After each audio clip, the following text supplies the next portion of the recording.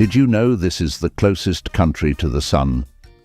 Hello, and welcome to Open Tierra. Today we're taking a look at the beautiful land of Ecuador. Join us and stay to the end to find out about the city basking under the equatorial sun. This relatively small South American country straddles the equator and contains snow-capped volcanic peaks, the Amazon rainforest, tropical coasts, and the Galapagos Islands, all within its borders. Ecuador has three main geographic zones: the Andes mountain range through the center, coastal lowlands along the Pacific Ocean, and the Amazon Basin rainforest region in the south and east.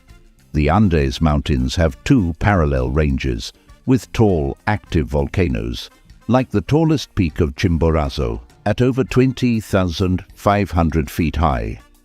Major cities like Quito, the capital, and Cuenca are located in mountain valleys and plateaus, with cooler climates good for growing crops. Due to its location near the equator and high altitude, Quito is often referred to as the City of Eternal Spring and is considered one of the cities closest to the sun in the world.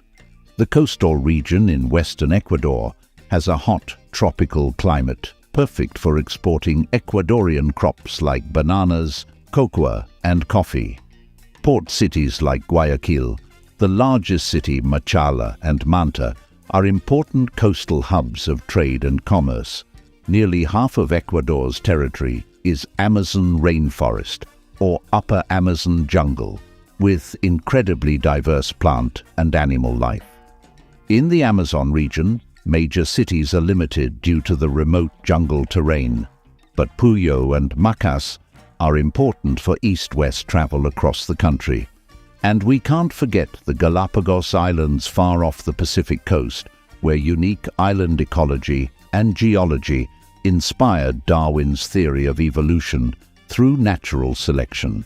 The islands have very small towns, with Puerto Baquerizo Moreno on San Cristobal Island serving as the provincial capital.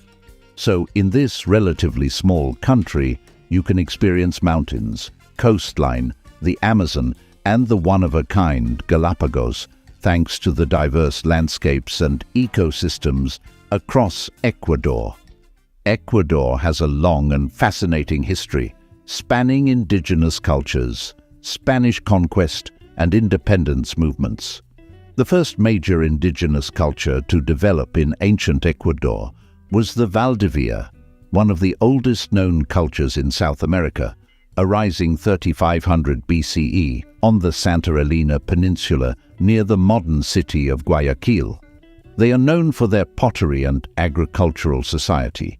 Later, the Inca Empire also expanded into what is now Ecuador in the mid-15th century, just a couple generations before the arrival of the Spanish.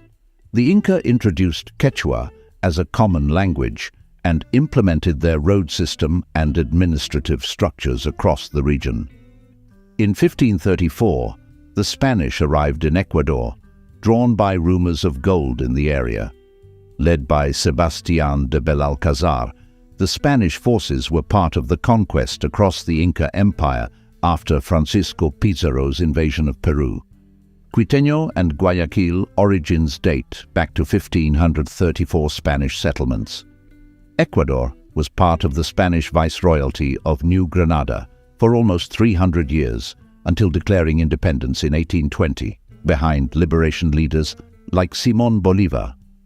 Though it took over a decade of struggles before the Spanish forces were fully defeated in Ecuador by Antonio José de Sucre at the Battle of Pichincha in 1822.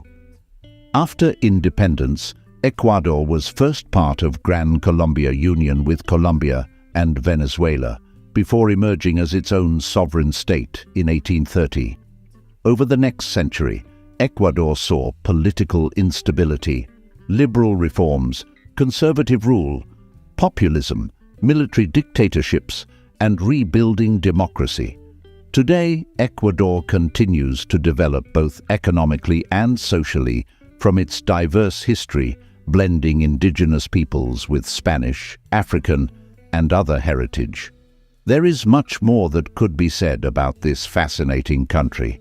Let me know what you know about Ecuador's history in the comments. The population of Ecuador reflects its history as a blending of indigenous American cultures with Spanish colonial influence.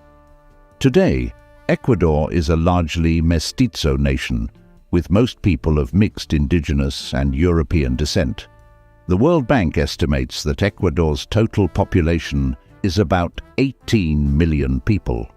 The largest ethnic group is the mestizos, making up roughly 70% of Ecuadorians. They are a mix of Native Amerindian and Spanish ancestry and culture predominant across most of the country.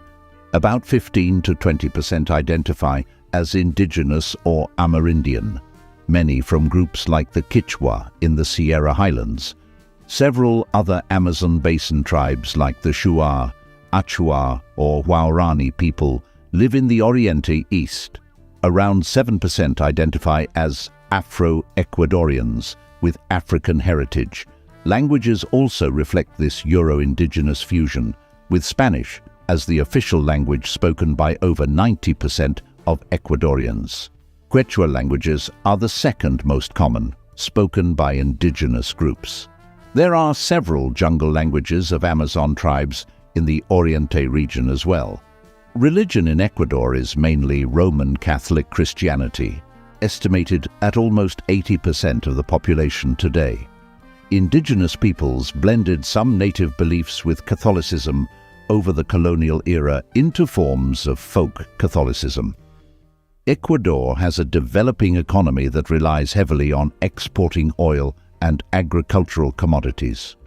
As of 2022, its GDP is around $115 billion, according to the World Bank.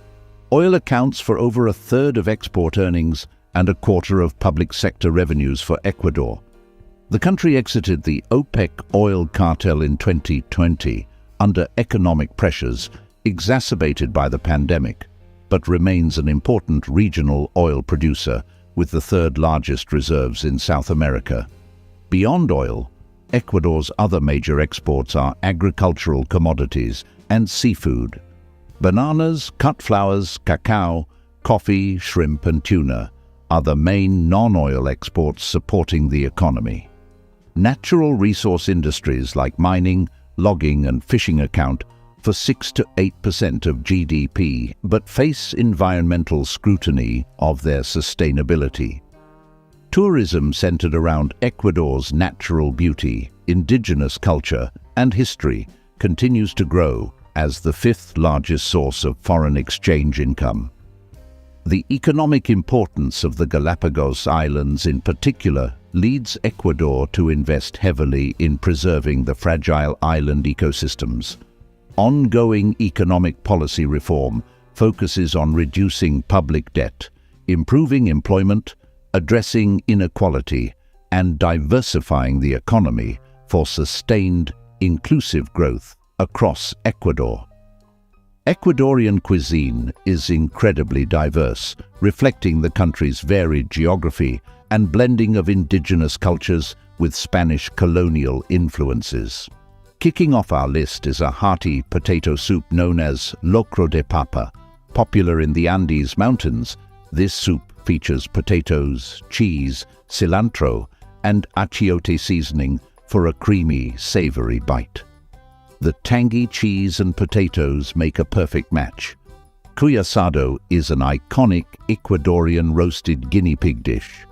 While the idea of eating rodents may turn some people away, this Incan delicacy offers very flavorful meat if you're daring enough to try it. It's typically served whole and you nibble the meat right off the bones. Encebollado is a popular hangover cure and breakfast soup. Made with fresh tuna or albacore, it gets incredible flavor from sliced onions marinated in lime juice.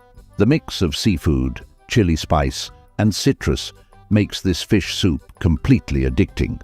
And the number one Ecuadorian food you must sample is freshly made ceviche. This national specialty uses raw seafood like fish, shrimp or octopus that gets cooked by marinating in lime and orange juice. Each region has its own spin, but the zesty citrus flavor paired with fresh catch can't be beaten. Ecuador has a rich cultural heritage stemming from its indigenous roots and Spanish colonialism. This fusion has produced captivating artistic traditions throughout its history. In visual arts, Ecuador is renowned for its colonial Baroque style of elaborate carved altars and architecture. The famed La Compañía Church in Quito's Old Town exhibits this ornate craftsmanship in its towering facade.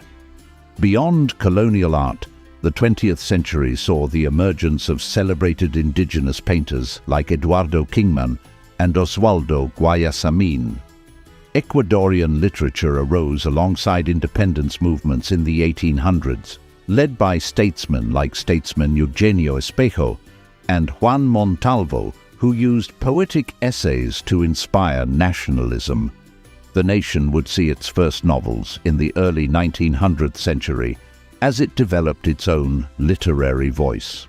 If you enjoyed this video on Ecuador, you'll love this next one.